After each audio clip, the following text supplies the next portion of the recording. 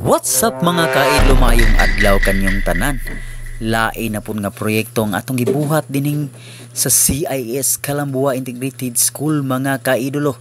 Naghimo na puta og bangaw mga kaidlo. Sa in English pa, rainbow. Sumalipay kita sa una mga kaidlo, makakita ta og rainbow mga kaidlo no sa kabataan nato sa una. So ato gid nang gunting-guntingon. So dihang dapita mga kaidlo ato nang gipaspasan.